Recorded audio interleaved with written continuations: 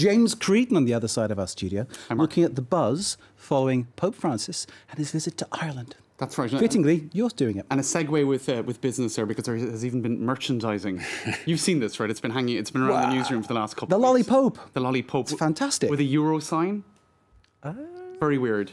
And Lolly Pope at the back. And it's made in the UK. I don't know how many layers of weirdness there is here. Lolly Pope with a Euro sign. Indeed. Anyway. But it's made in the UK. And it is merchandising, so the Euro sign. More importantly, have you tried one yet? No. I think it's meant to just be admired, but anyway, I'll leave it here for now. Maybe Brian could try it while you're doing this. I don't know. Possibly game, to lick the Pope. Anyway, I mean, the merchant. No, he's staying in his wrapping. It's all very good. But it has been a very strange trip in many ways. Yes, it has, isn't it? For many serious reasons too. That's right. We're laughing, but there's been some serious stuff. Well, he couldn't escape the mismanagement of various abuse scandals over the decades. All of this coming out now. You could say it's been absolutely disgraceful. Let's face it, hasn't it? It has. And so, just to give you a quick whip through some of the buzz online about it, a lot of photo images being contrasted of the visit in 1979 when 1.25 million people turned out for a mass in Phoenix Park. That was when John Paul II came. Sure. And everybody's making the remark that the country has changed radically since then. This is one tweet, with the statistics there that I was just citing. This was a front page of the Evening Press in Ireland back in 1979. Greatest day for Ireland. That was how it was being summed up on the front pages at the time, with a warning from the Pope on the threat of secularism. So I suppose that came to pass pretty much, didn't it? And or in many ways. Another person saying how stunned, Dr. Robert Bowen, talking about how stunned he was at the change in Ireland, and how few people had turned out on the streets for the sort of the tour around the city, if you like. And others then, of course, talking about seeing it from a different perspective. The Catholic Church in Ireland will never be broken. This is the only modern Ireland we need.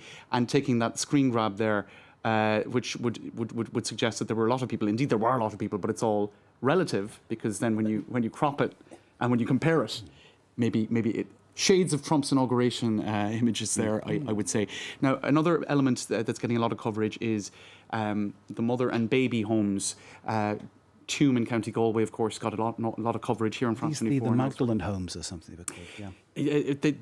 Yes, kind of more broadly speaking, the one in Tuam in any case had the bodies of babies and sewage systems and whatnot. Yeah. And the Pope essentially doesn't know about this or discovered this information while he was in Ireland.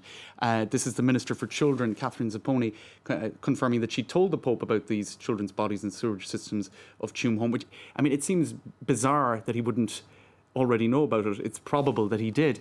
And so a lot of journalists have been kind of expressing dismay and doubt about the fact that the Vatican and the Pope would not be aware of these scandals that got such massive coverage in the Irish media. I'm hearing this. I'm floored by this. There seem to be so many layers to this story. It's absolutely shocking. And I'm seeing in this next picture Steve Coogan, who was very much involved in the film about the life of Philomena. That's right, which got an awful lot of critical acclaim. And which the Catholic Church took a real boot for that. That's right, and that's essentially about forced adoption in the context of mother and baby homes. So. Sure.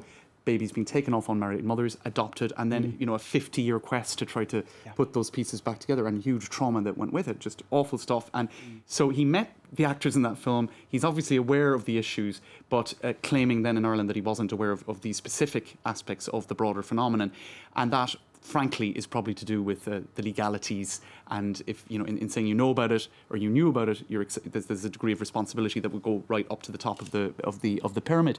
Now, in the midst of all of that, just to kind of he's firefighting essentially wherever he goes at the moment, because even in France over the last number of weeks there was a petition for a French cardinal to stand down for the same sort of scandals, mismanaging and denying evidence of abuse by various priests. So the Cardinal Barbarin of Lyon, there's now a petition that over the last number of days has gone up to almost 100,000 people asking for him to stand down. Meanwhile, in the US, just as the Pope's trip to Ireland finished, the ex-papal nuncio, which is essentially the Vatican's ambassador to the US, accused Pope Francis of failing to act on the recent Cardinal McCarrick scandal, the former Archbishop of Washington, who had to stand down because of decades-old abuse allegations that the Pope took seriously then, but now it's emerging. he may well have been aware of this already. Certainly there's claims of that going right up to the very senior levels in the church. Pope Francis covered up McCarrick abuse. Former US nuncio testifies. Then you have various officials who worked with him saying Vigano, that's his name, is telling the truth. You have you also had that's kind of the counterpoint. We'll get to that in a second. But you had a bishop in Texas also saying, anyway, there's an awful lot of people coming out defending that particular point of view. Others saying it's a putsch, that it's unreliable information. Clearly, in any case, there's some sort of a schism in the hierarchy of the church about the management or mismanagement of abuse, and some want him to be, I think, to go, essentially. The Pope refusing to comment on it perhaps was saying something about what he felt about where it was coming from in a way. But like you say, you can't get away from the fact that this has been going on for generations, and previous popes may have been revered and loved.